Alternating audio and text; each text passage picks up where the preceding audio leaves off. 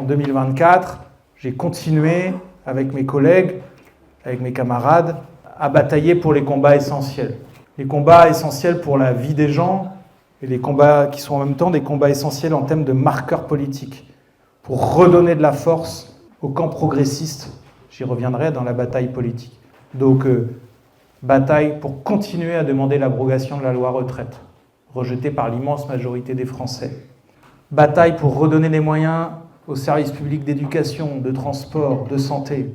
Bataille pour la mise en place, par exemple, de mesures comme celle de contrôle des prix, notamment sur les prix de l'électricité. Contre la ratification de l'accord entre l'Union européenne et le Mercosur, dont vous avez beaucoup entendu parler via les luttes des agriculteurs. Ce n'est pas un sujet éloigné. Ce n'est pas un truc international, un peu abstrait, qui ne nous concernerait pas directement.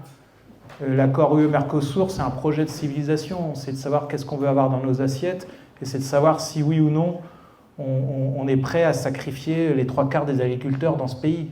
Alors que nous devons nous battre pour notre souveraineté alimentaire et pour avoir des produits de qualité dans nos assiettes et pour avoir une agriculture familiale, une agriculture à taille humaine, et non pas uniquement quelques grands groupes de business agricole qui exportent dans le monde entier, mais qui ne sont plus capables de nourrir correctement notre pays, dans lequel on ne fait plus un certain nombre de fruits, un certain nombre de légumes, un certain nombre, etc., etc., etc. Je me suis battu très personnellement, et d'ailleurs, j'ai le plaisir de vous dire que dans quelques semaines sera rediscutée à l'Assemblée une résolution pour refuser la ratification de l'accord commercial entre l'Union européenne et le Mercosur, qui a été à mon initiative, celle de mon groupe, mais en particulier la mienne, et j'en suis relativement fier, parce qu'on va obliger le gouvernement à remettre et à respecter sa parole.